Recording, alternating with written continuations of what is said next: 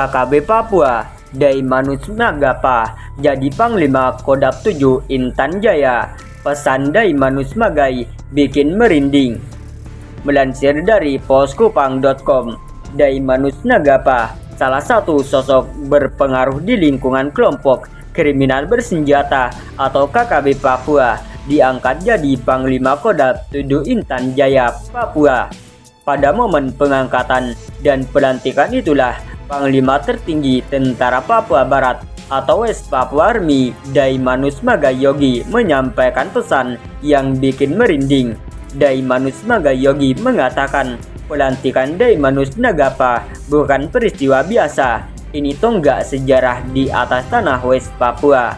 Pelantikan ini bukan hanya simbol yang menyatukan militer Tentara Papua Barat dan tanah air, tapi sebagai tanda sebuah kemajuan dalam organisasi militer West Papua. Tandas Daimanus Magayogi bahwa Kodap 7 Intan Jaya merupakan satu dari 3 komando pertahanan West Papua Army. 3 komando pertahanan West Papua Army adalah Tentara Pembebasan Nasional Papua Barat (TPNPB), Tentara Revolusi West Papua (TRWP), dan Tentara Nasional Papua Barat (TNPB). Tandas Daimanus Magayogi sebagaimana dilansir dari dtpnpbnews.com. Diperoleh informasi bahwa pelantikan Panglima Kodap 7 Intan Jaya itu dilaksanakan pada Jumat 9 Desember 2022. Kegiatan tersebut berlangsung di Kampung Bilai, Kabupaten Intan Jaya. Pelantikan Panglima Daimanus Nagapa itu dirangkai dengan peresmian wilayah Kodap 7 Intan Jaya. Untuk diketahui, West Papua Army merupakan induk dari elemen Tentara Pembebasan Nasional Papua Barat, Organisasi Papua Barat, TPNPB-OPM, atau kelompok kriminal bersenjata atau KKB Papua.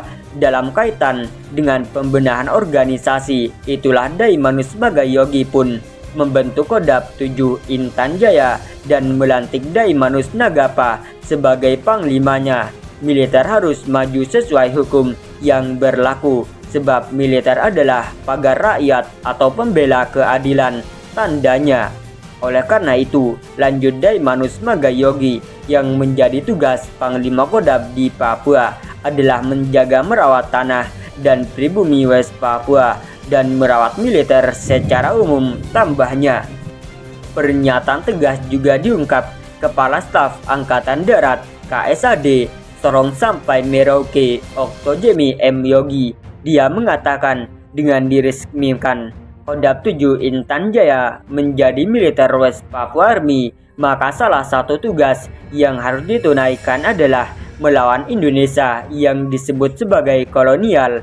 Kodap 7 Intan Jaya ini organisasi militer West Papua Army yang bertanggung jawab sesuai hukum yang berlaku, tandasnya.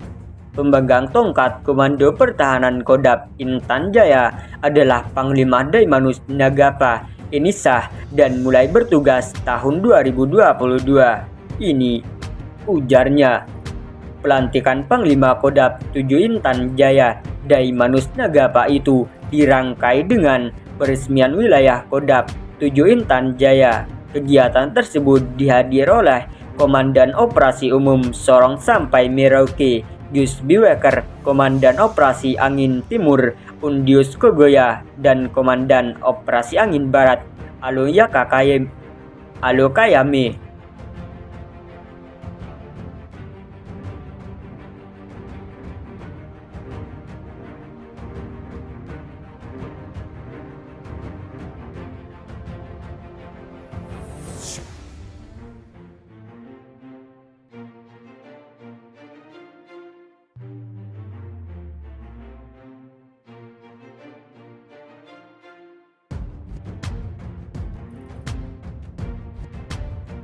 KKB Papua sembunyi di pedalaman hutan yang sulit dijangkau. Ini alasan mengapa TNI tidak terjun serangan udara untuk melenyapkan UPM. Melansir dari greathot.id, KKB Papua memang sedang menjadi buronan aparat yang bertugas. Tak jarang KKB Papua melakukan teror mengerikan ke aparat bahkan ke warga sipil. Beberapa pemimpin KKB Papua sudah terdat adalah Lakagak Telenggen, Eganus Kogoya, Joni Botak, Daimanus Magayogi, dan Sebunus Welker. Dikutip berita dari Tribun Palu, pihak TNI Polri sudah beberapa kali menemukan lokasi persembunyian mereka. Namun para kelompok separatis ini terus berpindah-pindah lokasi di tengah pedalaman. Pada bulan Agustus tahun 2022, TNI Polri bahkan sudah menemukan lokasi persembunyian anggota KKB Papua menggunakan drone. Namun mereka semua langsung berpencar begitu mengetahui kalau persembunyiannya sudah ketahuan aparat. Hutan pedalaman memang sulit dijangkau sehingga pihak TNI Polri memerlukan waktu dan strategi yang matang untuk bisa melakukan penyerangan. Lalu mengapa tidak langsung menggunakan serangan udara? Dikutip Great Hot dari Kompas.com, pengamat militer dari Institute for Security and Strategic United ISISS, Hairul Fahmi mengatakan akan timbul resiko lebih besar ketika TNI memilih serangan udara. Sebab serangan udara dilakukan setelah target benar-benar dipastikan secara presisi. Tentu saja akan sulit membedakan antara target KKB dan warga, apalagi medan di Papua bisa dibilang sulit, kata Fahmi kepada Kompas.com.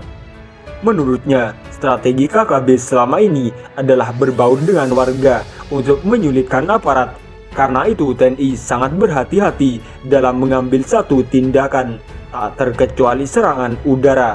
Dikhawatirkan serangan itu akan membuat konflik meluas, akan sulit memelihara simpati dan dukungan masyarakat ketika terjadi insiden-insiden terhadap warga. Jelas dia